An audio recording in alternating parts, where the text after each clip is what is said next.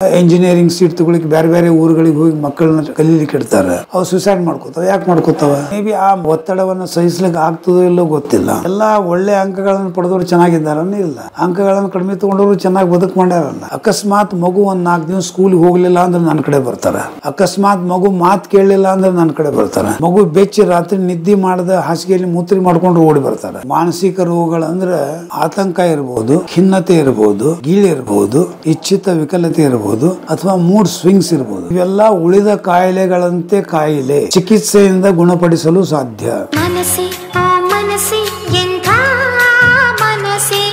ಸ್ನೇಹಿತರೆ ನಮಸ್ಕಾರ, ಸ್ವಾಗತ ನಿಮಗೆ ಧಾರವಾಡಕ್ಕೆ, ವಿದ್ಯಾ ಕಾಶಿ ಧಾರವಾಡಕ್ಕೆ ಸ್ವಾಗತ ಸ್ನೇಹಿತರೆ.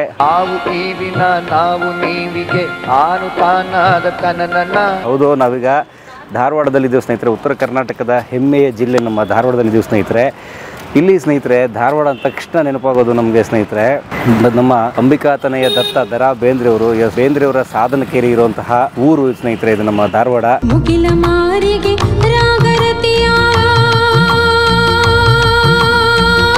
ಇಲ್ಲಿ ಅನೇಕ ವಿಶೇಷವಾದ ವಿಡಿಯೋಗಳನ್ನು ಮಾಡೋಕ್ಕೆ ಅಂತ ಹೇಳಿ ನಾವು ನಮ್ಮ ತಂಡ ಬಂದಿದ್ದೇವೆ. ಬಹಳ ಮುಖ್ಯವಾಗಿ ಆನಂದ್ ಪಾಂಡುರಂಗಿ ಅವರು ಹಿರಿಯ ಮನಃಶಾಸ್ತ್ರಜ್ಞರವರು. ರವಿ ಬೆಳಗೆರೆ ಅವರ ಹಾಯ್ ಬೆಂಗಳೂರು ಓದ್ತಿದ್ದವರಿಗೆ ಗೊತ್ತಿರುತ್ತೆ ಆನಂದ್ ಪಾಂಡುರಂಗಿ ಅವ್ರ ಬಗ್ಗೆ. ಯಾಕಂದ್ರೆ ಆನಂದ್ ಪಾಂಡುರಂಗಿ ಅವ್ರ ಬಗ್ಗೆ ತುಂಬಾ ಅದ್ಭುತವಾಗಿ ಬರೀತಾ ಇದ್ರು ನಮ್ಮ ರವಿ ಬೆಳಗೆರೆ ಅವರು. ಯಾರು ಹೇಗೆ ಏನು ಅಂತಿಲ್ಲ. ಸೊ ಆನಂದ್ ಪಾಂಡುರಂಗಿ ಅವರ ಅನುಭವಗಳನ್ನು ನಾವು ಕೇಳಿ ಒಂದಷ್ಟು ದಾಖಲೆ ಮಾಡೋಣ ಸ್ನೇಹಿತರೆ. ಹಾಗೆ ಇನ್ನೂ ಕೆಲವು ವಿಚಾರಗಳನ್ನು ನಾವು ದಾಖಲೆ ಮಾಡೋಕ್ಕಿದೆ. ಸೊ ಈಗ ಬೆಳಗ್ಗೆ ಸುಮಾರು ಒಂದು 7:30-8 ಗಂಟೆ ಬನ್ನಿ ನಾವು ಹೋಗೋಣ ಮುಂದಕ್ಕೆ, ಕಾಯಕ ಶುರು ಮಾಡೋಣ ಬೆಳಗ್ಗೆ. ಏನಂತೀರಾ? ಸ್ವಾಗತ ಧಾರವಾಡಕ್ಕೆ, ಬರ್ರಿ ಏಪ.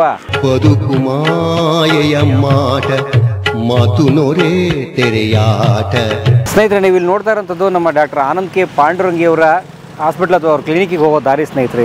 ಇದು ಸಪ್ತಾಪುರ ರಸ್ತೆ ಧಾರವಾಡ. ಇಲ್ಲಿದ್ದೀವಿ ನಾವು ಸ್ನೇಹಿತರೆ ಧಾರವಾಡದಲ್ಲಿ. ಆನಂದ್ ಪಾಂಡುರಂಗಿ ಅವರು ಅಂತಂದ್ರೆ ಸ್ನೇಹಿತರೆ ಖ್ಯಾತ ಮನೋವೈದ್ಯರು ಸ್ನೇಹಿತರೆ. ಅವರು ಸೈಕಿಯಾಟ್ರಿಸ್ಟ್ ಜೊತೆಗೆ ನರರೋಗ ತಜ್ಞರವರು. ಹೋಗೋಣ ಅವ್ರನ್ನ ಮಾತಾಡ್ಸೋಣ. Welcome to Dharwad sir. ಧನ್ಯವಾದ ಸರ್, ಧನ್ಯವಾದ. ತುಂಬಾ ಖುಷಿ ಆಯ್ತು ಸರ್, ಥ್ಯಾಂಕ್ ಯು.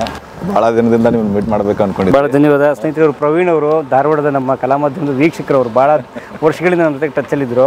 ಧಾರವಾಡಕ್ಕೆ ಬಂದಾಗ ಭೇಟಿಯಾಗೋಣ ಅಂತ ಹೇಳಿ ಅವ್ರು ತುಂಬಾ ಹೇಳ್ತಿದ್ರು, ಬನ್ನಿ ನಮ್ಮ ಆನಂದ್ ಪಾಂಡುರಂಗಿ ಅವ್ರು ಇಂಟರ್ವ್ಯೂ ಮಾಡಿ ಅಂತ ಹೇಳಿ. ನಾವು ಬರ್ಬೇಕು ಅಂತ ಅಂತೂ ಕಾಲ ಕೂಡ ಬಂದ್ಬಿಡ್ತು. ಸರ್ ಬಹಳ ಧನ್ಯವಾದ. ಸೇರಿದೀವಿ, ನಿಮ್ಮನ್ನ ಮೀಟ್ ಮಾಡೋದಕ್ಕೆ ತುಂಬಾ ಖುಷಿ ಆಗ್ತದೆ. ಸ್ನೇಹಿತರೆಲ್ಲ ಬಂದಿದ್ದಾರೆ, ಡಾಕ್ಟರ್ ವೇಟ್ ಮಾಡ್ತಾ ಇದ್ದಾರೆ ನಿಮಗೋಸ್ಕರ. ಸೊ ಇದು ಅವರ ಹಾಸ್ಪಿಟಲ್. ಇದು ಈ ಪ್ರೀತಿ ಗೌರವಕ್ಕೆ ಧನ್ಯವಾದ. ಏನು ಶಾಂತಿಧಾಮ ಅಂತ? ಶಾಂತಿಧಾಮ ಅಂತ ಹೇಳಿ ಸರ್, ಶಾಂತಿಧಾಮ ಅಂತ ಇಟ್ಟಿದ್ದಾರೆ. ಉತ್ತರ ಕರ್ನಾಟಕದಲ್ಲೇ ಭಾರಿ ಪಾಪ್ಯುಲರ್ ಸರ್ ಅವರು. ರವಿ ಬೆಳಗೆರೆ ಅವರು ಇಲ್ಲೇ ಕೂತ್ಕೊಂಡು ಒಂದು 4-5 ಕೃತಿಗಳನ್ನ ಇಲ್ಲೇ ಬರ್ದಿದ್ದಾರೆ ಸರ್. ಓಕೆ, ಅವ್ರು ಬರ್ದಿರೋದು ಇಲ್ಲೇ. ಸೊ ಅವ್ರಿಗೆ ತುಂಬಾ ಇಲ್ಲಿ ಜೋಯಿಡಾ ಇತ್ತಲ್ಲ ಸರ್, ಜೋಯಿಡಾ ಕಾಡು ಈಗ ಆಲ್ರೆಡಿ ಮಾಡಿದಿರಿ ನೀವು ಜೋಯಿಡಾ ಅಂತ ಹೇಳಿ. ಸೊ ಆ ಫಾರ್ಮ್ ಹೌಸ್ ಅಲ್ಲಿ ಬಂದು ನಿಂತಾಗ ಇಲ್ಲಿ ಬಂದು ನಿಂತೆ ಅಲ್ಲಿ ಹೋಗ್ತಿದ್ರು. ಓಕೆ, ಇಲ್ಲೊಂದು ಸ್ಟಾಪು, ಅಲ್ಲೊಂದು ಸ್ಟಾಪು. ಓಕೆ, ಆತರ. ಆಮೇಲೆ ಅವ್ರಿಗೆ ಉತ್ತರ ಕರ್ನಾಟಕದಲ್ಲಿ ಆನಂದ್ ಪಾಂಡುರಂಗಿ ಅವರು ಅಂತಂದ್ರೆ ಹಿರಿಯ ಅಣ್ಣನ ಸಮಾನ. ಓಕೆ, ಆ ತರ ಇತ್ತು ಅವ್ರ ಸಂಬಂಧ. ಸೊ ಇಲ್ಲಿ ಬರ್ತಕ್ಕಂಥವ್ರೆಲ್ಲರೂ ಒಂದು ನೆಮ್ಮದಿ ಅರಸಿ ಬರ್ತಾರೆ ಸರ್. ಸೊ ಹಾಗಾಗಿ ಶಾಂತಿಧಾಮ ಸರ್ ಇದು.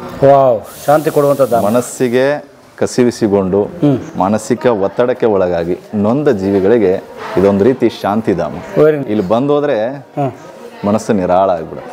ಓಕೆ, ಅದು ಯಾರೇ ಇರಲಿ. ಸೊ ಈ ತರ ಸರ್. ಹೇಗಿದ್ದಾರೆ ಸರ್?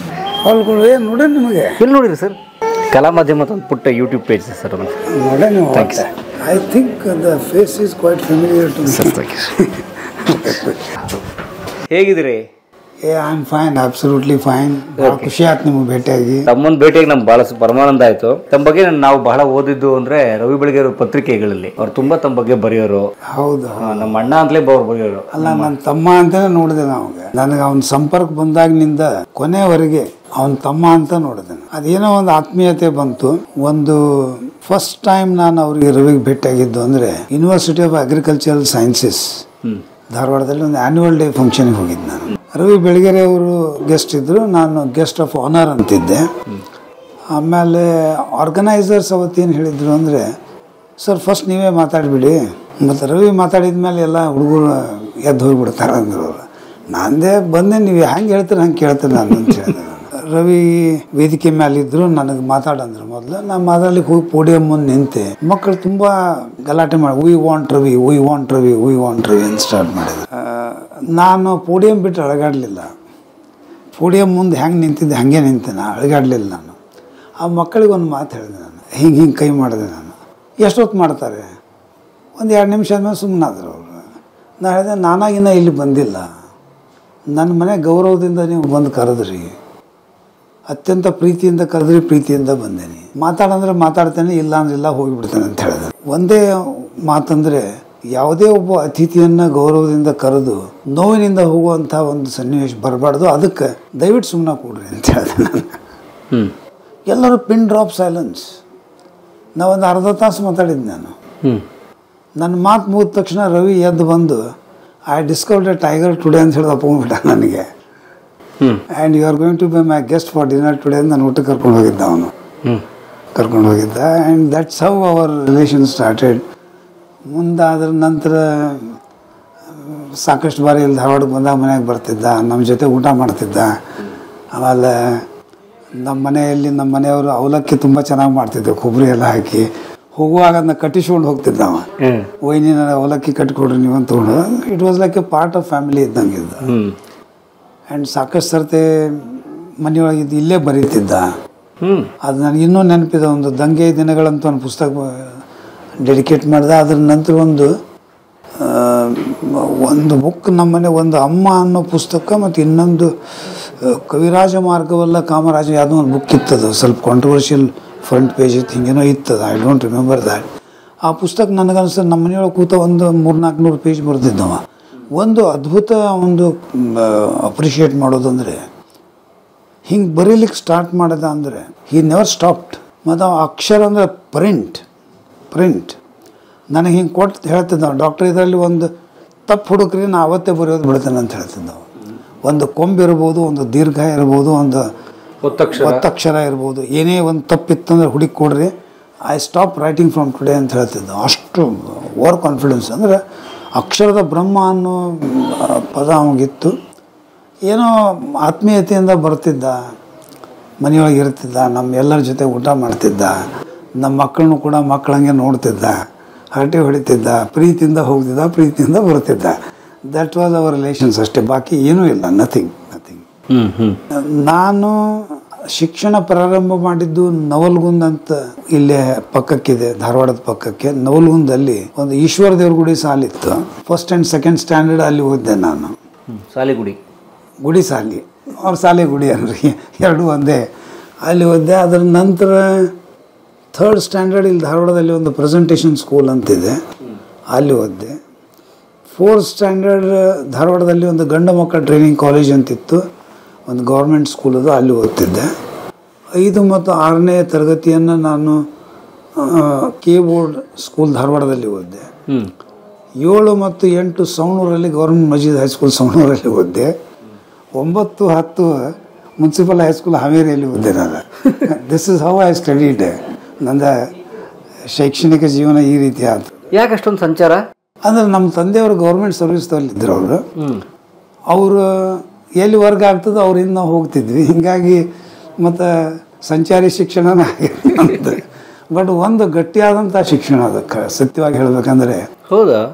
ಆ್ಯಕ್ಚುಲಿ 10th ನಾ ಮುನ್ಸಿಪಲ್ ಹೈಸ್ಕೂಲ್ ಹಾವೇರಿಯಲ್ಲಿ ಫಸ್ಟ್ ಕ್ಲಾಸ್ ಬಂದಿದ್ದೆ ನಾನು.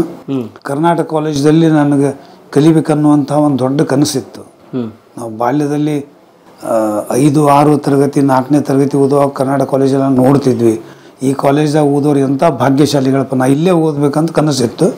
ಆ್ಯಂಡ್ ಅದು ನನ್ನ ಸಾತು ಅಂತ ಹೇಳಿ ಅಡ್ಡಿಲ್ಲ. ಯಾಕಂದರೆ 68 I did my 10th SSLC ಆವಾಗ ಹಾವೇರಿಯಲ್ಲಿ. PUC ಬಂದಾಗ B1 ಡಿವಿಷನ್ ಅಂದರೆ ಬ್ರೈಟ್ ಸ್ಟೂಡೆಂಟ್ಸ್ ಬ್ಯಾಚ್. ಅದು B1 ಡಿವಿಷನ್ ಅಂದರೆ ಫಸ್ಟ್ ಕ್ಲಾಸ್ ಇದ್ದವರು ಎಲ್ಲರೂ ಅವಾಗ B1 ಡಿವಿಷನ್ದಾಗ ಇರ್ತಿದ್ರು. ಸೊ ನಾನು B1 ಡಿವಿಷನ್ದಲ್ಲೇ ನಾನು ಅಡ್ಮಿಷನ್ ಆಗಿತ್ತು ನನಗೆ. ಯಾವ college? Karnataka college, Karnataka science college Dharwad. ಅವಾಗ ಓನ್ಲಿ ಕರ್ನಾಟಕ ಕಾಲೇಜ್ ಅಂತಿದ್ರು. ಅವಾಗ ಆರ್ಟ್ಸ್ ಆ್ಯಂಡ್ ಸೈನ್ಸ್ ಎರಡೂ ಕೂಡ ಒಂದೇ ಕಡೆ ಇತ್ತು. ಸೊ ಅಲ್ಲಿ ಓದಿದೆ. ಅದರ ನಂತರ ಮೆಡಿಕಲ್ ಓದಬೇಕು ಅನ್ನೋ ಒಂದು ಭಾಳ ಇಚ್ಛೆ ಇತ್ತು. ಅಂದರೆ ಏನೋ ಒಂದು ಮನಸ್ಸಿನಲ್ಲಿ ಡಾಕ್ಟರ್ ಆಗಬೇಕನ್ನೋಂಥ ಒಂದು ಇಚ್ಛೆ ಇತ್ತು. ಅದು KMCಯಲ್ಲಿ ನನ್ನ ಮುಂದೆ ಅಡ್ಮಿಷನ್ ಆಯಿತು, Karnataka medical college Hubli. So ಅಲ್ಲಿ MBBS ಮಾಡಿದೆ. ಅದರ ನಂತರ ಏನೋ ಒಂದು ಚಿಕ್ಕ ಒಂದು ಕ್ಲಿನಿಕ್ ಸ್ಟಾರ್ಟ್ ಮಾಡಿದ್ದೆ ನಾವು, ಸಣ್ಣ ಕ್ಲಿನಿಕ್. ಅಂದರೆ ಈ ಫ್ಯಾಮಿಲಿ ಫಿಸಿಷಿಯನ್ ಅಂತಾರಲ್ಲ, ಹಂಗೊಂದು ಫ್ಯಾಮಿಲಿ ಡಾಕ್ಟರ್ ಒಂದು ಕ್ಲಿನಿಕ್ ಸ್ಟಾರ್ಟ್ ಮಾಡಿದೆ. ಆಫ್ಟರ್ MBBS ಇಂಟರ್ನ್ಶಿಪ್ ಮುಗಿದ ಮೇಲೆ. ಅದರ ನಂತರ ಏನಾಯಿತು ಅಂದರೆ ಒಂದು ಈ ಮನೋವೈದ್ಯಕೀಯ ಕೋರ್ಸನ್ನು ಕರ್ನಾಟಕ ವಿಶ್ವವಿದ್ಯಾಲಯದಿಂದ KMC ಅಡಿಯಲ್ಲಿ ಧಾರವಾಡ ಮೆಂಟಲ್ ಹಾಸ್ಪಿಟಲಲ್ಲಿ ಪ್ರಾರಂಭ ಮಾಡಿದ್ರು. ಅವಾಗ ಧಾರವಾಡ ಮೆಂಟಲ್ ಹಾಸ್ಪಿಟಲ್ ಅಂತಿದ್ರು ಅವಾಗ. ಸೊ ಲೋಕಲ್ ಆಗ್ತದೆ, ಈವ್ನಿಂಗ್ ಪ್ರಾಕ್ಟೀಸ್ ಮಾಡಲಿ, ಅರ್ನ್ ಆ್ಯಂಡ್ ಲರ್ನ್ ಎರಡೂ ಆಗ್ತದೆ ಅಂತ ತಿಳ್ಕೊಂಡು ನಾನು ಈ ಮನೋವಿಜ್ಞಾನ ಬ್ರ್ಯಾಂಚ್ ಚೂಸ್ ಮಾಡಿದೆ ನಾನು. ಅವಾಗೇನು ಅಷ್ಟು ಇಂಟ್ರೆಸ್ಟ್ಲೇ ಮಾಡಿದೆ ಅಂತ ನಾ ಏನು ಹೇಳೋದಿಲ್ಲ ಖರೆ, ಬಟ್ ಒಮ್ಮೆ ನಾನು ಅದನ್ನ ಒಪ್ಕೊಂಡ ಮೇಲೆ ಅತ್ಯಂತ ಶ್ರದ್ಧೆ ಮತ್ತು ಭಕ್ತಿಯಿಂದ ನಾನು ಅದನ್ನ ಓದಿದೆ ನಾನು. ಅದರ ನಂತರ ನನ್ನ ಎಕ್ಸಾಮಿನರ್ ಒಬ್ಬರು ಡಾಕ್ಟರ್ ಬ್ರಜೇಂದ್ರ ಮೋಹನ್ ದೇವ್ ಸಿಕ್ದಾರ್ ಅಂತ ತಿಳ್ಕೊಂಡು ಬಂಗಾಲಿಯವರು, 24 ಪರಗಣಾಸ್ ಕಲ್ಕತ್ತಾ ಅಲ್ಲಿಯವರು, ಅವರು ವೆಸ್ಟ್ ಬೆಂಗಾಲ್, ಅವರು ನನ್ನ ಎಕ್ಸಾಮಿನರ್ ಇದ್ದರು. ಅವ್ರು ನನಗಂದರು ನೀನು ನನ್ನ ಕಡೆ ಬಂದು ವರ್ಕ್ ಮಾಡಂತ ತಿಳ್ಕೊಂಡು ನನಗೆ ಹೇಳಿದಾಗ ನಾನು ಅವಾಗ ಸ್ವಲ್ಪ ನನ್ನ ಎಂಗೇಜ್ಮೆಂಟ್ ಆಗಿತ್ತು, ಮ್ಯಾರೇಜ್ ಆಗೋದಿತ್ತು. ಸೊ ಆಯ್ತು, ಹಂಗೆ ಮ್ಯಾರೇಜ್ ಆದಮೇಲೆ ನಾವಿಬ್ಬರು ಕೂಡ ಅಲ್ಲಿ ಬಂದಿರ್ತೇವೆ ಅಂತ ಹೇಳಿ ಮಿರಜ್ದಲ್ಲಿ ನಾವು ಒಂದು 2.5 ವರ್ಷ ವರ್ಕ್ ಮಾಡಿದೆ ನಾನು. ಸೊ ನಿಮ್ಮ ಗುರುಗಳು ಮಿರಜಲ್ಲಿದ್ದರು? ಅಂದರೆ ನಾ ಏನು ಟ್ರೈನಿಂಗ್ ತೊಗೊಂಡೆಲ್ಲ, post diploma in psychological medicine experience ಸಲುವಾಗಿ ಇಲ್ಲಿ ನಾವೆಲ್ಲ ಕಲ್ತೀವಿ, ಸ್ವಲ್ಪ ಎಕ್ಸ್ಪೋಜರ್ ಇರಲಿ, ಎಕ್ಸ್ಪೀರಿಯನ್ಸ್ ಇರಲಿ, ಹೊರಗಡೆ ಅನುಭವ ಇರಲಿ ಅಂತ ತಿಳ್ಕೊಂಡು ಮಿರಜ್ಗೆ ಹೋದೆ ನಾನು. ಪ್ರಾಕ್ಟಿಕಲ್ ಎಕ್ಸ್ಪೀರಿಯನ್ಸಿಗೆ ಹೋಗಿದ್ದೆ. ಬಟ್ ಅಲ್ಲಿ ಕೃಪಾಮಯಿ ಇನ್ಸ್ಟಿಟ್ಯೂಟ್ ಫಾರ್ ಮೆಂಟಲ್ ಹೆಲ್ತ್ ಅನ್ನೋದು ಈ ಭಾಗದಲ್ಲಿ ನನಗನ್ಸು ಬಹಳ ದೊಡ್ಡ ಖಾಸಗಿ ಸಂಸ್ಥೆ. ಅದು ಬಹಳ ಅದು ಡೈಲಿ ಒಂದು 200-200 ಪೇಷಂಟ್ ಬರ್ತಿದ್ರು ಅಲ್ಲಿ. ಆ ಕಾಲಕ್ಕೆ 200-200 ಪೇಷಂಟ್ ಬರ್ತಿದ್ರಲ್ಲಿ. ಬಹುಶಃ ಒಂದು 40 ವರ್ಷದಿಂದ 82 to 84 ಎಂಡ್ವರೆಗೆ ಇದ್ದೆ ನಾನು ಅಲ್ಲಿ. Almost 40 years. ಸೊ 40 ವರ್ಷದ ಹಿಂದೆ ಸುಮಾರು 200 ಪೇಷಂಟ್ ಡೈಲಿ ಬರ್ತಿದ್ರು. 250 ಬೆಡ್ ಹಾಸ್ಪಿಟ್ಲ್ ಇರ್ತದೆ ಪ್ರೈವೇಟ್, ಹ್ಯೂಜ್ ಕ್ಯಾಂಪಸ್. ಆ್ಯಂಡ್ ಒಂದು ನನಗೆ ಆ ಗುರುಗಳನ್ನು ನಾನು ನೆನೆಸ್ಬೇಕು, ಯಾಕಂದ್ರೆ ನನಗೊಂದು ಮಾತು ಕೇಳಿದ್ರು ಅವರು, ನೀ ಇಲ್ಲಿ ವರ್ಕ್ ಮಾಡ್ಲಿಕ್ಕೆ ಬಂದಿದ್ದೀನಿ, ನಿನಗೆ ಎಷ್ಟು ನಾನು ಸ್ಯಾಲ್ರಿ ಕೊಡಲಿ ಅಂತ ಕೇಳಿದರು ಅವರು. ನಾ ಅಂದೆ, ನಾ ಸ್ಯಾಲ್ರಿ ಸಲುವಾಗಿ ಬರ್ಲಿಕ್ಕತ್ತಿಲ್ಲ, ಇಲ್ಲೇ ಕಲಿಬೇಕು ಅನ್ನೋ ಮನಸ್ಸಲ್ಲಿ ಬರ್ಲಿಕ್ಕತ್ತೇನೆ, ನಾನು ನೀವು ಕೊಟ್ಟರು ಅಷ್ಟೇ ಬಿಟ್ಟರು ಅಷ್ಟೇ ನಾನು ಆರಾಮಿರ್ತೇನೆ ಅಂತ ಹೇಳಿದೆ. ನಾನು ಅಕಸ್ಮಾತ್ ನಿನಗೆ 1,000 ಕೊಡ್ತೇನೆ, ವರ್ಕ್ ಮಾಡ್ತೀಯಾ ಅಂತ ಕೇಳಿದ್ರೆ ಎಸ್ ಸರ್ ಅಂತ ಹೇಳಿದೆ. ನಾನು 2-3 ವರ್ಷ ವರ್ಕ್ ಮಾಡಿದೆ, ಅಷ್ಟಕ್ಕೆ ವರ್ಕ್ ಮಾಡಿದೆ ನಾನು ಫಾರ್ 1000 rupees. ಎಸ್. ಬಟ್ ನನಗೆ ಇವತ್ತು ಆ ಗುರುಗಳನ್ನು ಯಾಕೆ ನೆನೆಸ್ತೇನೆ ಅಂದರೆ, ನನಗೆ ಫ್ರೀ ಹ್ಯಾಂಡ್ಸ್ ಕೊಟ್ಟರು. ಇಡೀ ಇನ್ಸ್ಟಿಟ್ಯೂಟ್ ನನ್ನ ಉಳಿದ ಸಹೋದ್ಯೋಗಿಗಳು ಇದ್ದರು ನನ್ನ ಜೊತೆಗೆ, ಹಿರಿಯ ಮನೋವೈದ್ಯರು ಇದ್ದರು ಕೆಲವರು ಪ್ರೈವೇಟ್ ಸ್ಟಾರ್ಟ್ ಮಾಡಿ ಹೊರಗಡೆ ಹೋದರು. ಅವಾಗ ಪೂರಾ ಲೋಡ್ ನನ್ನ ಮೇಲೆ ಬಿದ್ದಿತ್ತು. ಅಂಥ ಟೈಮ್ದಲ್ಲಿ ಫುಲ್ ಅಪಾರ್ಚುನಿಟೀಸ್, ಎಲ್ಲ ಫ್ರೀ ಹ್ಯಾಂಡ್, ಎಲ್ಲ ಕೇಸಸ್ ನೋಡ್ತಿದ್ದೆ. 12-14 ತಾಸು ನಾ ಹಾಸ್ಪಿಟ್ಲ್ ಬಿಟ್ಟು ಹೊರಗಡೆ ಹೋಗ್ತಿರಲಿಲ್ಲ, ಅಷ್ಟು ವರ್ಕ್ ಮಾಡ್ತಿದ್ದೆ. ಅದು ನನಗೆ ಈ ಕೆಲಸದ ಒಂದು ಹುಚ್ಚನ್ನು ಕಲಿಸ್ತದೆ. ಖರೆ ನಾ ಭಾಳ ಈಸಿ ಗೋಯಿಂಗ್ ಇದ್ದೆ, ಹ್ಯಾಪಿ ಗೋ ಲಕ್ಕಿ ಟೈಪ್ ಅಂತೆಲ್ಲ ಹಂಗಿದ್ದೆ ನಾನು. ಹ್ಯಾಪಿ ಗೋ ಆರಾಮ್ ಉಂಡು ಅಡ್ಡಾಡೋದು ಹಿಂಗಿದ್ದೆ ನಾ. ಬಟ್ ಅಲ್ಲೇನು ನಾವು ವರ್ಕ್ ಮಾಡಿದ್ನಲ್ಲ, ಅವಾಗ ನನಗೆ ಅನಿಸ್ತು, ಈ ಮನುಷ್ಯ 70 ವರ್ಷಕ್ಕೆ ಇಷ್ಟು ಕೆಲಸ ಮಾಡ್ತಾನೆ ನನ್ನ ಗುರು, ನಾ ಯಾಕೆ ಮಾಡಬಾರ್ದು? ಆ ಒಂದು ಛಲ, ಒಂದು ಹುಚ್ಚು ನನ್ನ ಮನಸ್ಸಿನಲ್ಲಿ ಬಂತು. ಆವಾಗ ಅವ್ರದ್ದು ಏನಿತ್ತು ಅಂದ್ರೆ ಎಕ್ಸ್ಟೆನ್ಷನ್ ಸೆಂಟರ್ ಮಾಡಿದ್ರು ಅವರು. ಒಂದು ಕೊಲ್ಹಾಪುರದಲ್ಲಿ ಇತ್ತು ಎಕ್ಸ್ಟೆನ್ಷನ್ ಸೆಂಟರ್, ಒಂದು ಕರಾಡ್ ಮತ್ತು ಇಸ್ಲಾಂಪುರ ಅಂತಿದೆ ಮಹಾರಾಷ್ಟ್ರದಲ್ಲಿ, ಅಲ್ಲಿ ಎಕ್ಸ್ಟೆನ್ಷನ್ ಸೆಂಟರ್ ಇದ್ದು. ಸೊ ಅದನ್ನು ನಾನೇ ಹೋಗ್ತಿದ್ದೆ ನೋಡಲಿಕ್ಕೆ. ಸೊ ಆ ಒಂದು ಏನು ನನಗೆ ಎಕ್ಸ್ಪೋಜರ್ ಇತ್ತು. ನಾ ಧಾರವಾಡಕ್ಕೆ ಬಂದ ಮೇಲೆ ಅವ್ರ ಗುರುಗಳನ್ನ ನಾ ಬಿಡ್ತೇನೆ ಅಂದ ತಕ್ಷಣ ನನಗೆ ಹೇಳಿದರು, ಅಲ್ಲಪ್ಪ ನೀ ಬಿಟ್ಟು ಹೋಗ್ತೀಯ ಖರೆ. ನಾನು ನನ್ನ ಮಿಸ್ಸಸ್ ಇಬ್ಬರು ವರ್ಕ್ ಮಾಡ್ತಿದ್ವಿ ಅಲ್ಲಿ. ನಾನು ಸೈಕ್ಯಾಟ್ರಿಸ್ಟ್ ಅಂತ ವರ್ಕ್ ಮಾಡ್ತಿದ್ದೆ, ಅವಳು ಸೈಕಾಲಜಿಸ್ಟ್ ಅಂತ ವರ್ಕ್ ಮಾಡ್ತಿದ್ಲು. ಅಂದರೆ ಅವರು ಮನೋವಿಶ್ಲೇಷಣೆ ಮಾಡ್ತಾರೆ, ನಾವು ಮನೋಚಿಕಿತ್ಸೆ ಮಾಡ್ತೇವೆ. ಸೊ ಹಿಂಗಾಗಿ ಇಬ್ಬರು ಇದ್ವಿ. ನಾ ಹಿಂಗಿಲ್ಲ, ನಮ್ಮ ತಾಯಿ ಒಬ್ಬರೇ ಇದ್ದಾರೆ ಮನೆಯಲ್ಲಿ, ನಾನು ಧಾರವಾಡಕ್ಕೆ ವಾಪಸ್ ಹೋಗಬೇಕು, ಅದಕ್ಕೆ ನಿಮ್ಮ ಆಶೀರ್ವಾದ ಇರಲಿ ಸರ್ ಅಂತ ಕೈ ಮುಗಿದೆ. ನಾನು ಎಷ್ಟು ವರ್ಷ ಮಾಡಿದ್ರಿ ಇಲ್ಲಿ? 2.5 ವರ್ಷ ಇದ್ದೆ ನಾನು. ಅದ್ರ ಭಾಳ ದೊಡ್ಡ ಅನುಭವ ಅದು. ಇವತ್ತು ನಾ ಏನೇ ಇದ್ದರೂ ನನಗನ್ನಿಸ್ತು ನಾವು ಅವ್ರನ್ನ ಸ್ಮರಿಸಲೇಬೇಕು. ಭಾಳ ಅನುಭವ ಕೊಟ್ಟರು. ಪ್ಲಸ್ ನನಗೆ ಒಂದು ಮಾತು ಹೇಳಿದ್ದೆ ನಾನು, ಅಕಸ್ಮಾತ್ if I don't do well in ಧಾರವಾಡದಲ್ಲಿ, ಬಿಕಾಸ್ ಧಾರವಾಡದಲ್ಲಿ ಇನ್ನೂ ಅಷ್ಟು, ಧಾರವಾಡ ಅಂತಲ್ಲ ಎಲ್ಲ ಕಡೆನೂ ಅವಾಗ ಹೆಂಗಿತ್ತಂದ್ರೆ ಮನೋವಿಜ್ಞಾನ ಅಂದರೆ ಯಾರು ಹುಚ್ಚರು ಅಷ್ಟೇ ಹೋಗ್ತಾರೆ ಅನ್ನುವಂಥ ಕಲ್ಪನೆ ಇದ್ದ ಕಾಲದಲ್ಲಿ ನಾ ಪ್ರಾಕ್ಟೀಸ್ ಪ್ರಾರಂಭ ಮಾಡಿದ್ದೆ ನಾನು. ಸೊ ಅಂಥ ಹೊತ್ತಿನಲ್ಲಿ ನಾ ಅವ್ರಿಗೊಂದು ಮಾತು ಅಂದಿದ್ದೆ, ಅಕಸ್ಮಾತ್ if I don't do well I will come back to you, please give me and accommodate me ಅಂತ ಹೇಳಿದ್ದು ನಾನು. ಒಂದು ಮಾತು ಹೇಳಿ, ನಿಜವಾದ ಗುರು ಹೆಂಗಿರ್ತಾರೆ ಅಂದರೆ ಒಂದು ಮಾತು ಹೇಳಿದ್ರು ಅವರು, I know you are not going to come back to me, down the line you will be the most successful practitioner in Karnataka ಅಂತ ಹೇಳಿದ್ರು ಅವರು. ಆವಾಗ ಹೇಳಿದ್ರು ಅವರು, ಇದೇ ಮಾತು ಹೇಳಿದ್ರು ಅವರು. ಯಾಕಂದ್ರೆ ನನ್ನ ಕಡೆ ನೀವು ವರ್ಕ್ ಮಾಡೋದು ನೋಡೇನಲ್ಲ, ನಿನ್ನ commitment, dedication and being passion about the work ಏನಿದೆ ಎಂದೂ ನಿನಗೆ ಹಿಂದೆ ತರೋದಿಲ್ಲದ ಅಂತ ಹೇಳಿದರು. ಆ್ಯಂಡ್ ಇವತ್ತು ನನಗೆ ಅನ್ನಿಸ್ತದೆ ಅವರು ಹೇಳಿದ ಮಾತು ಸತ್ಯ ಅಂತ ಅನ್ನಿಸ್ತದೆ ನನಗೆ. ಸೊ ಇಲ್ಲಿ ಬಂದ ಮೇಲೆ ನಾನು ಅಲ್ಲಿ ಹೆಂಗೆ ನನ್ನ ಕನ್ಸೆಪ್ಟ್ ಇತ್ತು, ಕೊಲ್ಹಾಪುರ ಹೋದೆ, ಇಸ್ಲಾಂಪುರ ಹೋದೆ, ಕರಾಡ್ ಹೋದೆ, ಅದೇ ಟೈಪ್ ನಾ ಏನು ಯೋಚನೆ ಮಾಡಿದೆ, why not do it here ಅಂತ ತಿಳ್ಕೊಂಡು ಪ್ರತಿ ಸಂಡೇ ಗದಗ ಹೋಗ್ತಿದ್ದೆ ನಾನು. ಗದಗದಲ್ಲಿ ಇವತ್ತು ನಾನು ನನ್ನ ಸಾಮಾಜಿಕ ಬದುಕಿನಲ್ಲಿ ತೋಂಟದ ಸಿದ್ಧಲಿಂಗ ಮಹಾಸ್ವಾಮಿಗಳನ್ನು ಸ್ಮರಿಸ್ಬೇಕು. ಅವರು ನನಗೆ ಹೇಳಿ ಕಳಿಸಿದರು, ಗದಗಿನಲ್ಲಿ ಅತ್ಯವಶ್ಯ ಅದ, ನೀನು ಗದಿಗೆ ಬಂದು ಮೂಢನಂಬಿಕೆಗಳ ವಿರುದ್ಧ ನಾನು ವೇದಿಕೆ ಮಾಡಿಕೊಡ್ತೀನಿ, ದೆವ್ವ ಭೂತ ಭ್ರಮೆ ಇದನ್ನು ಜನಕ್ಕೆ ತಿಳಿಸ್ಬೇಕು, ಅದಕ್ಕೆ ನೀ ಗದಿಗೆ ಬಾ ಅಂತ ಹೇಳಿ ನನಗೆ ಹೇಳ್ಕೊಟ್ಟು ಕಳಿಸಿದ್ರು.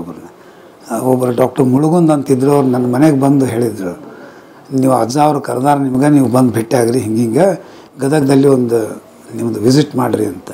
ಸೊ ಗದಗ ಹೋಗ್ತಿದ್ದೆ. ಅವರು ಎಷ್ಟರ ಮಟ್ಟಿಗೆ ಅಂದರೆ ನನ್ನ ವೃತ್ತಿ ಒಳಗೆ ಕೈ ಹಿಡಿದು ನಡೆಸಿದಂತಹ ಗುರುಗಳನ್ನುವಂಥ ಮಾತನ್ನು ಇವತ್ತು ಹೇಳಿ ಬಯಸ್ತೀನಿ.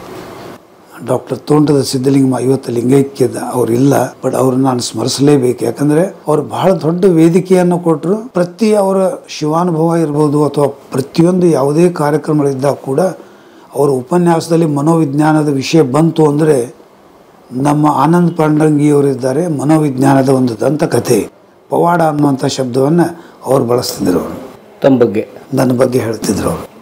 ಅದು ರವಿಗೆ ಗೊತ್ತಿತ್ತದು. ರವಿ ಅಂತಿದ್ದ, ಗುರುಗಳು ನಿಮ್ಮನ್ನು ಎಂಡೋರ್ಸ್ ಮಾಡ್ಯಾರ ಅಂದರೆ doctor you are very fortunate ಅಂತಿದ್ದವರು. ಅದು ಅಷ್ಟು ನನ್ನ ಮೇಲೆ ಪ್ರೀತಿ ಇತ್ತು ಅವರಿಗೆ. ಮಾತೃ ಹೃದಯದಿಂದ ನನ್ನ ನೋಡಿದಂಥ ಗುರುಗಳವರು ಅಂತ ನಾನು ಹೇಳಬಯಸ್ತೀನಿ, ಮಾತೃ ಹೃದಯ. ಸೊ ಅವರು ಗದಗ ಬ್ರ್ಯಾಂಚ್ ಮಾಡಿದೆ. ಮುಂದೆ ಹಾವೇರಿಯಲ್ಲಿ 15 ದಿವಸಕ್ಕೊಮ್ಮೆ ಹೋಗ್ತಿದ್ದೆ. ಅದೇ ಟೈಮ್ದಲ್ಲಿ ಕುಮಟಾದಿಂದ ಒಬ್ಬರು ಡಾಕ್ಟರ್ ಅಶೋಕ ರಾಜ್ ಅಂತಿದ್ರು, ಇವತ್ತು ಇಲ್ಲ ಅವ್ರ ಕರೆ, ಅವ್ರನ್ನೂ ನೆನೆಸ್ಬೇಕು. ಅವರು ಕುಮಟಾ ನರ್ಸಿಂಗ್ ಹೋಮ್ ಅಂತ ನಡೆಸ್ತಿದ್ರು. ಅಲ್ಲಿ 100-200 ಪೇಷಂಟ್ ನೋಡ್ತಿದ್ದೆ ನಾನು. ಹೋದಾಗ ಅವ್ರು ಎಲ್ಲ ಪೇಷಂಟ್ಸ್ ಕಲೆಕ್ಟ್ ಮಾಡಿ ಇಡ್ತಿದ್ರು. 150-200 ಜನ, 150-200 ಜನ ತಿಂಗಳಿಗೊಮ್ಮೆ ಹೋಗಿ ನೋಡಿ ಬರ್ತಿದ್ದೆ ನಾನು. First Saturday of every month Kumta ಹೋಗ್ತಿದ್ದೆ. Second and fourth Saturday of every month Haveri Ashwini hospital ಅಂತಿದೆ, ಅಲ್ಲಿ ಹೋಗ್ತಿದ್ದೆ. ಪ್ರತಿ ಸಂಡೇ ಗದಗ ಹೋಗ್ತಿದ್ದೆ. ಯಾಕಂದ್ರೆ ಗುರುಗಳ ಸೆಳೆತ ಹಂಗಿರ್ತದೆ, ಪ್ರತಿ ಸಂಡೇ ಹೋಗ್ತಿದ್ದೆ. ಕೊರೋನಾ ನಂತರ ಮುಂದೆ ಬರುವ ದಿನಗಳಲ್ಲಿ ಹಾವೇರಿಗೆ ಹೋಗೋದು ಕಡಿಮೆ. ಯಾಕಂದ್ರೆ ಇಲ್ಲಿ ಭಾಳ ಬ್ಯುಸಿ ಆಗಿಬಿಟ್ಟೆ ನಾನು. ಹಾವೇರಿಗೆ ಹೋಗೋದು ಬಿಟ್ಟೆ. ತದನಂತರ ಕುಮಟಾಕ್ಕೆ ಹೋಗೋದು ಒಂದು 10 ವರ್ಷ ಹೋದೆ ನಾನು. 10 years ಮಾಡಿದೆ ನಾನು. ಮುಂದಾಗಲೇ ಗದಗ ಒಂದು ನಾನು ಇಟ್ಕೊಂಡಿದ್ದೆ. ಯಾಕಂದರೆ ಒಂದು ನಮ್ಮ ಅತ್ತೆ ಮಾವ ವಯಸ್ಸಾದವರು ಇದ್ದರು ಗದಗಿನಲ್ಲಿ, ಅವ್ರು ನೋಡ್ದಂಗೆ ಆಯ್ತು, ಜೊತೆಗೆ ನಾನು ವೃತ್ತಿಯನ್ನು ಮಾಡ್ದಂಗೆ ಆಯ್ತು. ಹಿಂಗಾಗಿ ಹೋಗ್ತಿದ್ದೆ. ಈ ಕೊರೋನಾ ನಂತರ ಅಲ್ಲಿ ಹೋಗೋದನ್ನು ನಾನು ಬಂದ್ ಮಾಡಿದೆ ನಾನು. ಇದು ಅನೇಕ ಬಾರಿ ನಾನು ಕುಮಟಾ ನೋಡಿ ಸ್ಯಾಟರ್ಡೇ ಕುಮಟಾ ಹೋಗಬೇಕು, ಅಲ್ಲಿ ಎಲ್ಲ ಪೇಷಂಟ್ ಮುಗಿಸಿ ಅನೇಕ ಬಾರಿ ನಾನು ಬಸ್ ಸ್ಟ್ಯಾಂಡಿಗೆ, ಈಗೆಲ್ಲ ಅನೇಕ ಬಸ್ ಅವ, ಕಾರ್ ಅವ, ಎಲ್ಲ ಇದೆ. Communication is wonderful. ಈಗ ಆವಾಗ ರೋಡ್ ಸಮ ಇರಲಿಲ್ಲ. ಮ್ಯಾಟಾಡೋರ್ ಆ್ಯಂಡ್ ಮ್ಯಾಕ್ಸಿ ಕ್ಯಾಬ್ಸ್ ಎಲ್ಲ ಅಡ್ಡಾಡ್ತಿದ್ವು, ಏನು ಮ್ಯಾಂಗನೀಸ್ ಟ್ರಕ್ಸ್ ಎಲ್ಲ ಅಡ್ಡಾಡ್ತಿದ್ವು ಆವಾಗ. ಸೊ ಅನೇಕ ಬಾರಿ ನಾನು ಕುಮಟಾದಿಂದ ರಾತ್ರಿ ನಾನು ಸಿರ್ಸಿವರೆಗೆ cut journey, Kumta to Sirsi truck ಒಳಗೆ ಬಂದೇನೆ. ಅಲ್ಲಿಂದ ಮ್ಯಾಟಾಡೋರ್ ಒಳಗೆ ಹುಬ್ಳಿಗೆ ಬಂದೇನೆ. ಅಥವಾ ಅನೇಕ ಬಾರಿ ಅವು 1-2 ಬಸ್ ಇರ್ತಿದ್ವು. ರಾತ್ರಿ ತುಂಬ ದಣಿಕೆಯಾಗಿ ಬಸ್ ಸ್ಟ್ಯಾಂಡ್ನಾಗ ಕೂತಾಗ ನಿದ್ದೆ ಎತ್ತಿದಾಗ ಬಸ್ ಹೋಗಿಬಿಟ್ಟಿರ್ತಿತ್ತು. ಎಷ್ಟೋ ಬಾರಿ ಕುಮಟಾ ಬಸ್ ಸ್ಟ್ಯಾಂಡ್ನಾಗ ಅಲ್ಲೇ ಪೇಪರ್ ಹಾಯ್ಸಿ ಮಲ್ಕೊಂಡೇನೆ. I have done all those things. ಅಂದರೆ ಆ ಸ್ಟ್ರಗಲ್ ಇದೆ. ಇವತ್ತು ನನಗೆ ಇಮೇಜ್ ಇರ್ಬೋದು, ಕ್ಲೈಂಟಲ್ಲಿ ಎಲ್ಲ ಸತ್ಯ ಖರೆ. ಬಟ್ ನಾನು ನಡೆದು ಬಂದ ದಾರಿ ಏನಿದೆ ಅಂದರೆ ಭಾಳ ಐ ಹ್ಯಾವ್ ಎಂಜಾಯ್ಡ್ ಇಟ್. ಅಂದರೆ ತ್ರಾಸು ಅಂತ ನಾನು ಹೇಳೋದಿಲ್ಲ, ಅಥವಾ ಅದೊಂದು ಕಂಪ್ಲೇಂಟ್ ಅಂತ ಹೇಳ್ತಾ ಇಲ್ಲ. ನೋ, ನನಗೆ ಖುಷಿ ಇದೆ. ಅದು ಏನು ತಪ್ಪಿದೆ? ಅದು ಬಸ್ ಸ್ಟ್ಯಾಂಡ್ನಾಗ ಮಲ್ಕೊಂಡು ಭಾಳ ಜನ ಮಲ್ಕೋತಾರೆ, ನಾನು ಮಲ್ಕೊಂಡೆ, ನನಗೇನು ಅನಿಸೋದೇ ಇಲ್ಲ. ನನಗೆ ಇವತ್ತು ನೀವು ಬಸ್ ಸ್ಟ್ಯಾಂಡ್ನಾಗ ಮಲ್ಕೋತಾರೆ, ನನಗೇನು ಅನಿಸೋದೇ ಇಲ್ಲ. ನನಗೆ I am prepared for that also. ಅಂದರೆ ಆ ಥರದ ಜೀವನ ನೋಡಿಬಿಟ್ಟೆ ನಾನು. ನನಗೆ ಹಿಂಗಾಗಿ ಏನೂ ಅನಿಸೋದೇ ಇಲ್ಲ. ಸೊ ಅನೇಕ ಜನ ವೈದ್ಯಕೀಯ ಸ್ನೇಹಿತರು ಸಪೋರ್ಟ್ ಮಾಡಿದರು. ಸಾಮಾಜಿಕ ಬದುಕಿನಲ್ಲಿ ಅನೇಕ ಜನ ಇದನ್ನು ಮಾಡಿದರು. ಆಮೇಲೆ ಸಿರ್ಸಿಯಲ್ಲಿ ಸ್ವರ್ಣವಲ್ಲಿ ಗಂಗಾಧರೇಂದ್ರ ಸರಸ್ವತಿ ಸ್ವಾಮೀಜಿಯವ್ರದ್ದು ಮಠ ಇದೆ. ಅಲ್ಲಿ ವ್ಯಸನ ಮುಕ್ತ ಅಭಿಯಾನ ಅಂತ ಮಾಡ್ತಿದ್ರು ಅವರು. ಆ ಅಭಿಯಾನದಲ್ಲಿ ಅನೇಕ ಬಾರಿ ನಾವು ಹೋಗಿ ಉಪನ್ಯಾಸ ಕೊಟ್ಟು ವ್ಯಸನ ಮುಕ್ತದ ಅಭಿಯಾನದೊಳಗೆ ಭಾಗ ತೊಗೊಂಡೇನಿ. ಭಗವದ್ಗೀತೆ ಅಭಿಯಾನ ಅಂತ ಮಾಡಿದರು. ಅಂದರೆ ಸಾಕಷ್ಟು ಕಡೆ ಸಾಮಾಜಿಕ ಬದುಕಿನೊಳಗೆ ಅನೇಕ ಜನ ನನಗೊಂದು ಇದನ್ನು ವೇದಿಕೆ ಕೊಟ್ಟಾರೆ. ಅದಕ್ಕಿಂತ ಹೆಚ್ಚು ಮುಖ್ಯವಾಗಿ ಹೇಳಬೇಕಂದ್ರೆ ಅನೇಕ ಶಿಕ್ಷಣ ಸಂಸ್ಥೆಗಳು ಮಕ್ಕಳ ಮಾನಸಿಕ ಸ್ವಾಸ್ಥ್ಯ, ಮಕ್ಕಳ ಮನೋವಿಜ್ಞಾನ, ಮಕ್ಕಳಿಗೆ ಯಾವ ರೀತಿಯಾಗಿ ನಾವು ಗೈಡ್ ಮಾಡಬೇಕು ಅನ್ನೋದನ್ನು ಟೀಚರ್ಸ್ ಓರಿಯೆಂಟೇಷನ್ ಪ್ರೋಗ್ರಾಮ್ ಮಾಡ್ತಿದ್ವಿ. ಅಂದರೆ ಮಕ್ಕಳಲ್ಲಿರುವಂತಹ ಮನೋ ಸಮಸ್ಯೆಗಳನ್ನು ಹೆಂಗೆ ಗುರುತಿಸಬೇಕು, ಹೆಂಗೆ ಮಾರ್ಗದರ್ಶನ, ಇವೆಲ್ಲ ಕಾರ್ಯಾಗಾರಗಳನ್ನು ಮಾಡಲಿಕ್ಕೆ ಅನೇಕ ಶಿಕ್ಷಣ ಸಂಸ್ಥೆಗಳು ನನಗೆ ವೇದಿಕೆ ಮಾಡಿಕೊಟ್ಬಿಟ್ರು. ಒಂದೇ ಒಂದು ಸಂಸ್ಥೆ ಹೆಸರು ಹೇಳಲಿಕ್ಕೆ ನನಗೆ ಇಚ್ಛೆ. ಎವ್ರಿ ಇನ್ಸ್ಟಿಟ್ಯೂಷನ್ ನಾರ್ತ್ ಕರ್ನಾ 12 ಜಿಲ್ಲೆಯಲ್ಲಿರುವಂಥ, ಅದು ಗುಲ್ಬರ್ಗ ಇರ್ಬೋದು, ರಾಯಚೂರು ಇರ್ಬೋದು, ಬಿಜಾಪುರ ಇರ್ಬೋದು, ಅಥವಾ ಹಾವೇರಿ ಇರ್ಬೋದು, ಗದಗ ಇರ್ಬೋದು, ಕಾರವಾರ ಇರ್ಬೋದು, ಸಿರ್ಸಿ ಇರ್ಬೋದು, ಹೊನ್ನಾವರ ಇರ್ಬೋದು, ಎಲ್ಲ ಅಥವಾ ಬೆಳಗಾವದಲ್ಲಿರುವಂಥ ಎಲ್ಲ ಶಿಕ್ಷಣ ಸಂಸ್ಥೆಗಳು, ಅಂದರೆ ಬಾಗಲಕೋಟೆ ಇರ್ಬೋದು. ಅಂದರೆ ನೀವು any place, any institution north ಕರ್ನಾಟಕದಲ್ಲಿ ಶೈಕ್ಷಣಿಕ ಸಂಸ್ಥೆಗಳ ಕೊಡುಗೆ ಸಾಕಷ್ಟಿದೆ. ಅಂದರೆ ವೇದಿಕೆ ಕೊಟ್ಟರು ಅವರು. ಅನೇಕ ಉಪನ್ಯಾಸಗಳು, ಅಂದರೆ ಮಕ್ಕಳ ಮನೋ ಸಮಸ್ಯೆಗಳ ಬಗ್ಗೆ ಪಾಲಕರಿಗೆ ತಿಳಿ ಹೇಳ್ತಿದ್ದೆ. ಟೀಚರ್ಸ್ ಓರಿಯೆಂಟೇಷನ್ ಪ್ರೋಗ್ರಾಮ್ಸು, ಮಕ್ಕಳಿಗಾಗಿ ಕಾರ್ಯಾಗಾರ. ಇವತ್ತು ಕೂಡ ಹೋಗಿ ನಾವು ಒಂದು ಕಾರ್ಯಾಗಾರ ಮಕ್ಕಳಿಗೆ ಮಾತಾಡಿ ಬಂದೆ ನಾನು. ಮಕ್ಕಳೇ ಪರೀಕ್ಷೆಗೆ ಸಿದ್ಧರಾಗಿ ಅಂತ ಒಂದು ಉಪನ್ಯಾಸ. ರಿಸಲ್ಟ್ ಬರೋ ಹೊತ್ತಿನಾಗ ಪಾಲಕರೇ ಮಕ್ಕಳ ಪರಿಣಾಮಕ್ಕೆ ಸಿದ್ಧರಾಗಿ ಅನ್ನೋದು. ಈಗ ಮಕ್ಕಳೇ ಪರೀಕ್ಷೆಗೆ ಸಿದ್ಧರಾಗಿ ರಿಸಲ್ಟ್ ಬಂತು. ಈ ಕೆಲವು ಹುಡುಗರು 98 ತೊಗೊಂಡು ಕೆಲವು ಪಾಲಕರು ಅಂತಾರೆ ಇನ್ನೆರಡು ಹಾಕಿ ತೊಗೊಳಿಲ್ಲವ ಅಂತಾರೆ ಅವರು. ಪಾಲಕರೇ ಮಕ್ಕಳ ಪರಿಣಾಮಕ್ಕೆ ಸಿದ್ಧರಾಗಿ ಅನ್ನೋ ಕಾರ್ಯ. ಇವೆಲ್ಲ ಏನೇನೋ ಮಾಡಿ ಒಟ್ಟು ನನಗೆ ಅನ್ನಿಸ್ತದೆ ಮನೋವಿಜ್ಞಾನವನ್ನು ಮನೆಗಳಿಗೆ ಮುಟ್ಟಿಸ್ಬೇಕನ್ನುವಂಥ ಒಂದು ಕಲ್ಪನೆ, ಅದು ಒಂದು ಹುಚ್ಚೆ ಅನ್ನಿಸ್ತದೆ ನನಗೆ. ಆ ಹುಚ್ಚಿರಲಿಲ್ಲ ಅಥವಾ ಆ ಕಿಚ್ಚಿರಲಿಲ್ಲ ಅಂದರೆ ಬಸ್ ಸ್ಟ್ಯಾಂಡ್ನ ಮಲ್ಕೊಳ್ಳೋದು ಆಗೋದಿಲ್ಲ. ನೀವು ಯೋಚನೆ ಮಾಡಿರ್ಬೇಕಾರೆ, ನೀವು ಆ ಒಂದು ಹುಚ್ಚು ಕಿಚ್ಚು ಎರಡೂ ಇರಲಿಲ್ಲ ಅಂದರೆ you achieve nothing in life. ಒಂದು ಮಾಡಬೇಕು ಅನ್ನೋ ಹುಚ್ಚು ಬೇಕು, ಒಳಗೆ ಕಿಚ್ಚಬೇಕು, ಅಂದ್ರೆ ಮಾತ್ರ ಇದು ಮಾಡ್ಲಿಕ್ಕೆ ಆಗಿಲ್ಲ ಅಂದ್ರೆ ಆಗೋದಿಲ್ಲ ಅಂತ ನನಗೆ ಅನ್ನಿಸ್ತದೆ. ಮತ್ತು ಆ ವೃತ್ತಿ ಬಗ್ಗೆ ಒಂದು ಅಭಿರುಚಿ ಇರಬೇಕು, ಪ್ಯಾಷನ್ ಇರಬೇಕು. ನಾ ಮುಂಜಾನೆ 9-9 ಸ್ಟಾರ್ಟ್ ಏನು ವರ್ಕ್ ಮಾಡ್ತೀನಿ, ಅವಾಗ ಏನಿರ್ತದೆ ಅದೇ ಮನೋಸ್ಥಿತಿ ಲಾಸ್ಟ್ ಪೇಷಂಟ್ ನೋಡೋ ರಾತ್ರಿ 9ಕ್ಕೂ ಇರ್ತದೆ ನನಗೆ. ಸೇಮ್ ಎನರ್ಜಿ ಸೇಮ್ ಇದೆ. ನನಗೆ ಭಾಳ ಜನ ಪ್ರಶ್ನೆ ಕೇಳ್ತಾರೆ, ನಾನು ನೀವು ಹೆಂಗೆ ಬೆಳಗ್ಗೆ ಇದ್ದಾಗ ರಾತ್ರಿವರೆಗೆ ಹಾಗೆ ಇರ್ತೀರಿ ಹೆಂಗೆ ಅಂತ ಕೇಳ್ತಾರೆ. ಐ ಲವ್ ಮೈ ವರ್ಕ್ ಅಂತ ಹೇಳ್ತೇನೆ ನಾನು. I am passionate. ಬಟ್ ಎಷ್ಟು ವರ್ಷ ಲವ್ ಮಾಡು ಅದನ್ನ ಪ್ರೀತಿ ಮಾಡೋಕೆ? 40-45 ವರ್ಷ ಆಯ್ತು ನೀವು practice. Last breath I want to breathe last with my shoes on ಅಂತ ಹೇಳ್ತೇನೆ ನಾನು. ಕಲಾಂಜಿ ಇರಲಿಲ್ವ, ಅಂಥವ್ರನ್ನ ಆದರ್ಶ ಇಟ್ಕೋಬೇಕು ನಾವು. ಈಗ ಭಾಳ ಜನ ನನಗೆ ಫೋನ್ ಮಾಡಿದವ್ರು ಹೇಳ್ತಾರೆ, ಸರ್ ಯಾವಾಗ ಫ್ರೀ ಇರ್ತೀರಿ ಅಂತ ಕೇಳ್ತಾರೆ. ಐ ಆಮ್ ನೆವರ್ ಫ್ರೀ ಅಂತ ಹೇಳ್ಬಿಡ್ತೇನೆ ನಾನು. I am never free sir ಅಂದರೆ ಅಂತಂದರೆ ಐ ಆಮ್ ನೆವರ್ ಫ್ರೀ ಅಂತ ಹೇಳ್ಬಿಡ್ತೇನೆ. ಸರ್ ಮಾಡಿದ್ರೆ ಊಟ ನಿದ್ದೆ, ಹೌದು ಊಟ ನಿದ್ದೆ ಮಾಡ್ತೇನೆ, ನಿದ್ದೆ ಒಳಗೂ ಮೈ ಮೈಂಡ್ ಕೀಪ್ಸ್ ವರ್ಕಿಂಗ್ ಅಂತ ಹೇಳ್ತೇನೆ ನಾನು. ಹೆಂಗೆ ಅಂತ ಕೇಳಿದ್ರು, ಇಲ್ಲ ಅನೇಕ ಸರ್ತಿ ನಾನು ಲೆಕ್ಚರ್ ಹೋದಾಗ ಏನೋ ಮರ್ತು ಬಿಟ್ಟಿರ್ತೀನಿ. ಮನೆಗೆ ಬಂದು ಮಲ್ಕೊಂಡು ರಾತ್ರಿ ಎಚ್ಚರದಾಗ ನೆನಪಾಗ್ತದೆ. ನಾ ಬಾಜುಕೊಂದು ಸಣ್ಣ ಸ್ಕ್ರಿಬಲ್ ಪ್ಯಾಡು ಒಂದು ಪೆನ್ ಇಟ್ಟಿರ್ತೀನಿ, ಮಲಗುವಾಗ ಅದ್ರೊಳಗೆ ಬರೆದಿಡ್ತೇನೆ, ಅದು ಮತ್ತೊಮ್ಮೆ ಮರೆಯಂಗಿಲ್ಲ ಆಗ್ತದೆ. ಅಂದರೆ ನಾ ಹೇಳೋ ಉದ್ದೇಶ ಏನಿದೆ ಅಂದರೆ, ಇವತ್ತು ನನಗನ್ನಿಸ್ತದೆ ನಮ್ಮ ಸಮಾಜದೊಳಗೆ ಮಕ್ಕಳಿಗೆ, ಯುವ ಜನಾಂಗಕ್ಕೆ ಒಂದು ಅಭಿರುಚಿಯನ್ನು ನಾವು ಕಲಿಸ್ಬೇಕೇನಂದ್ರೆ ಓದು. ಇವೆಲ್ಲ ಕಂಪ್ಯೂಟರ್ ನೋಡ್ತಾರೆ, ಗ್ಯಾಜೆಟ್ ನೋಡ್ತಾರೆ, ಮೊಬೈಲ್ ಸೋಷಿಯಲ್ ನೋಡ್ತಾರೆ, ಮೀಡಿಯಾ ನೋಡ್ತಾರೆ, ಇವೆಲ್ಲ ನೋಡ್ತಾರೆ ಸತ್ಯ ಖರೆ. But nothing can replace books. ಈ ಬುಕ್ಸ್ ಏನಿವೆಲ್ಲ ಸುತ್ತಲಿವ, ಈ ಬುಕ್ಸ್ ಏನವ, ಅದಕ್ಕೆ ರೋಸೋ ಫ್ರೆಂಚ್ ಫಿಲಾಸಫರ್ ಒಂದು ಕಡೆ ಹೇಳ್ತಾನೆ, ಹರಿದ ಬಟ್ಟೆ ಹುಟ್ಟರೂ ಚಿಂತೆ ಇಲ್ಲ, ಕೈಯಲ್ಲಿ ಒಂದು ಪುಸ್ತಕವಿರಲಿ ಅಂತ ಹೇಳ್ತಾನೆ ಅವರು.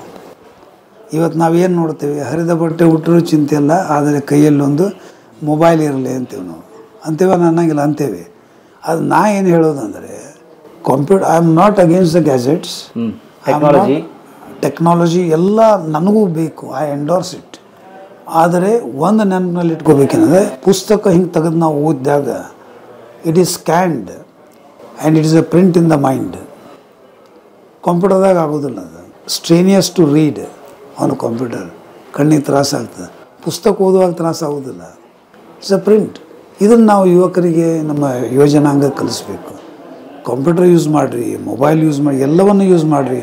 ಎಷ್ಟು ಯೂಸ್ ಮಾಡಬೇಕು, ಎಷ್ಟು ಯೂಸ್ ಮಾಡಬಾರ್ದು, how much to use, how much not to use, when to use, when not to use ಎಂಬುದನ್ನು ಮಕ್ಕಳಿಗೆ ಹೇಳಿಕೊಟ್ರೆ I think it is going to be a wonderful society ಅಂತ. ಓಕೆ. ನಾನು ಪ್ರಾಕ್ಟೀಸ್ ಸ್ಟಾರ್ಟ್ ಮಾಡಿದಾಗ ಜನ ಮಾನಸಿಕ ಸಮಸ್ಯೆ ಅಂತ ಒಪ್ಕೊಳ್ಳೋತಿದ್ದಿಲ್ಲ. ನಾವು ಎಲ್ಲ ಕಡೆ ಅಡ್ಡಾಡಿ ತಿರುಗಾಡಿ ಎಲ್ಲ ಕಡೆ ಜನರಿಗೆ ಅದನ್ನ ಹೇಳಿ, ಮಾನಸಿಕ ರೋಗಗಳಂದ್ರೆ ಆತಂಕ ಇರ್ಬೋದು, ಖಿನ್ನತೆ ಇರ್ಬೋದು, ಗೀಳು ಇರ್ಬೋದು, ಇಚ್ಛಿತ ವಿಕಲತೆ ಇರ್ಬೋದು, ಅಥವಾ ಮೂಡ್ ಸ್ವಿಂಗ್ಸ್ ಇರ್ಬೋದು.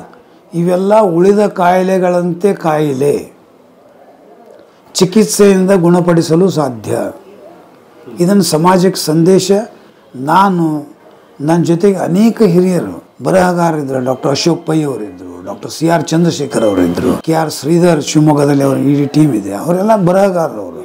ಅವರೆಲ್ಲ ಬರೆದು ಸಮಾಜವನ್ನು ಜಾಗೃತಿಗೊಳಿಸಿದರು. ಅದೇ ನಿಟ್ಟಿನಲ್ಲಿ ಅದೇ ದಾರಿಯಲ್ಲಿ ನಾ ಕೂಡ ಅನೇಕ ಲೇಖನಗಳನ್ನು ಬರಿತೀನಿ, ಅಂಕಣಗಳನ್ನು ಬರಿತೀನಿ, ಸಂದರ್ಶನ ಕೊಡ್ತೀನಿ, ಜನಕ್ಕೆ ಹೋಗಿ ಹೇಳ್ತೀನಿ.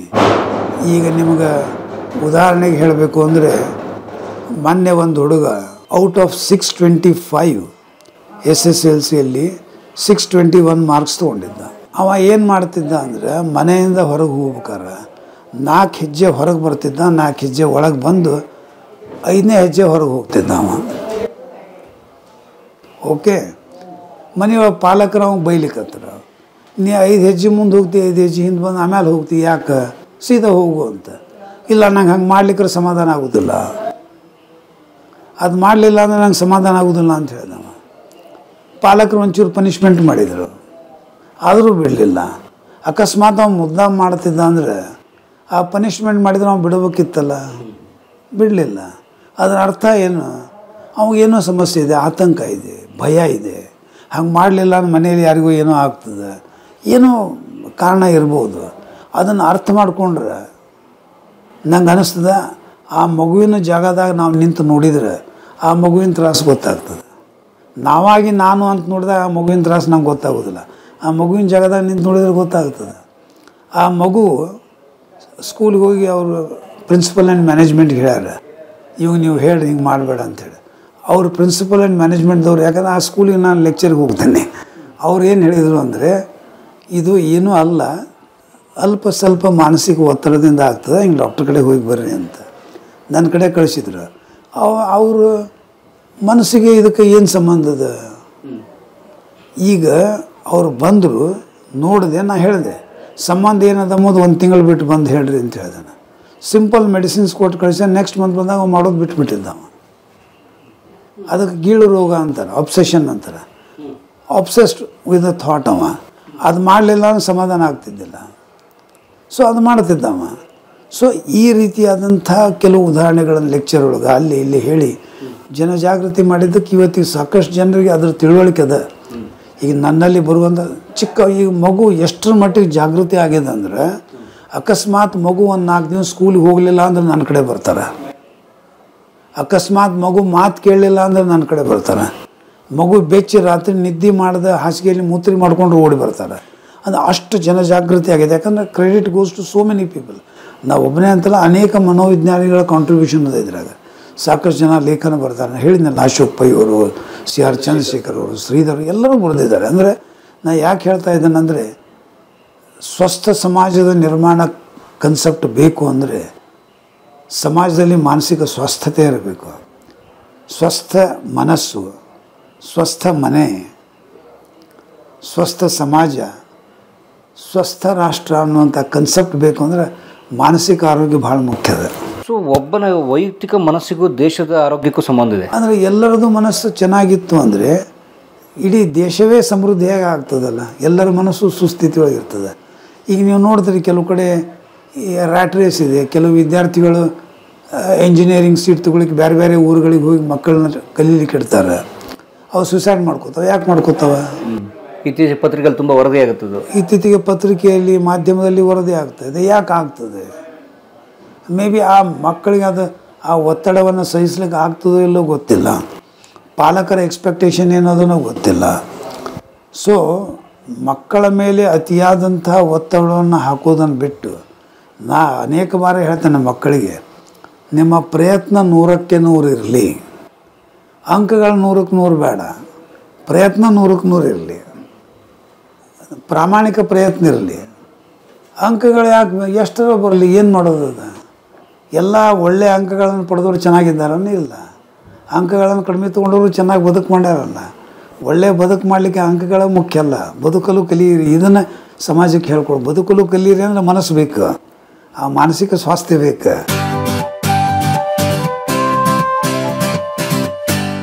ಕಲಾ ಮಾಧ್ಯಮದ ಎಲ್ಲ ಎಪಿಸೋಡುಗಳು ನಿಮಗೆ ಸಿಗಬೇಕು ಅಂತಂದ್ರೆ ಕಲಾ ಮಾಧ್ಯಮ ಯೂಟ್ಯೂಬ್ ಚಾನೆಲ್ನ ಸಬ್ಸ್ಕ್ರೈಬ್ ಮಾಡಿ, ಬೆಲ್ ಐಕಾನ್ನ ಕ್ಲಿಕ್ ಮಾಡಿ, ತಪ್ಪದೇ ಮಾಡಿ.